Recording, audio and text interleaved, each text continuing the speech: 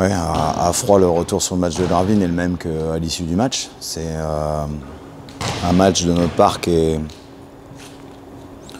c'est difficile de le qualifier, mais c'est sûr qu'on n'a pas fait les choses dans le bon sens.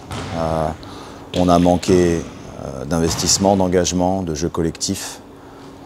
Tout ce qu'on avait besoin de faire, on ne l'a pas fait. Et du coup, on a été battu par une équipe de Gravelines qui était en confiance, qui joue sans aucune pression. Mais quelque part, c'est un peu comme nous, la pression, on ne l'a pas, on est maintenu. Et c'est dommage qu'on, pour l'instant, on ne soit absolument pas capable de faire ce step-up, cet engagement supplémentaire, ce lien collectif qu'on se doit d'avoir systématiquement, et non pas un match sur 3, un match sur 4, pour aller chercher des victoires.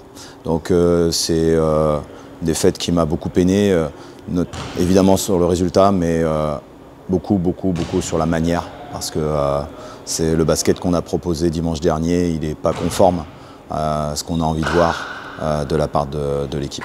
Oui, il faut jouer match après match, il faut déjà aller chercher une victoire. On a sur les 3 derniers matchs 2 matchs à domicile, puis un déplacement à Limoges pour terminer. Donc là, il faut d'abord se concentrer sur le match du Mans. C'est aussi dans ces périodes-là qu'on peut voir si un groupe se bat ensemble, si tout le monde va vers le même objectif, et j'irai même plus loin, si tout le monde, dans l'environnement du club, et parmi les gens qui suivent le club, tout le monde va dans le même sens ou pas. Voilà. Je ne pense pas que ça serve à grand chose de se retourner contre l'équipe et de critiquer à tout va. Je pense que plutôt il faut que tout le monde aille dans le même sens. Il y a un objectif commun, je comprends certaines déceptions, j'accepte pas tout. Mais voilà, je pense que tout le monde ira mieux si tout le monde se bat dans le même sens. Évidemment, ça part des joueurs, ça part du staff, ça part de nous tous. Mais il faut quand même avoir un petit peu de mesure dans certaines réactions. Ensuite, sur ce match-là, on devra se passer de Giovanni Onyangue, puisque pour de très bonnes raisons, puisqu'il est papa pour la 3e fois et pour la première fois d'une petite fille qui s'appelle Alba. Tout le monde va bien. Et Giovanni, même si évidemment il aurait aimé jouer avec nous ce soir, doit respecter la loi et le congé qui s'impose dès la naissance du bébé. Donc comme Dominique Olénissac en début de saison, il avait raté le premier match contre Monaco, on devra se passer des services de Giovanni demain. Il sera de retour pour la semaine prochaine et la préparation du match suivant. Mais on devra jouer sans lui, ce qui est évidemment un coup dur, mais c'est ainsi.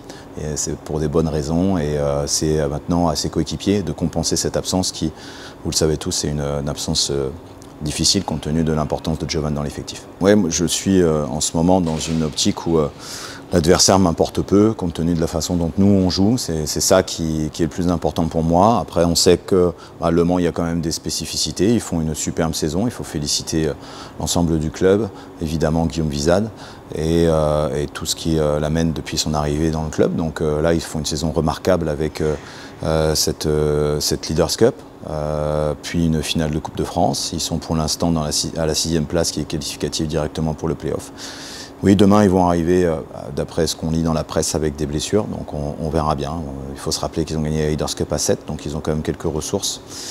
C'est une équipe qui joue à un rythme effréné, qui est très forte sur le rebond, et ça avec n'importe quel joueur. Donc il faudra être capable de contenir ça et de rivaliser dans le collectif, mais être vraiment dur sur les aspects de jeu sans ballon, sur les replis défensifs, sur le rebond défensif.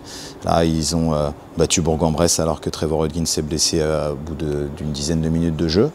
Mais ils ont pris 15 rebonds offensifs quand Bourg prenait 19 rebonds défensifs chez eux. Donc ils sont très impactants sur ces aspects-là et il faudra contenir ça pour tenter d'obtenir une victoire à domicile.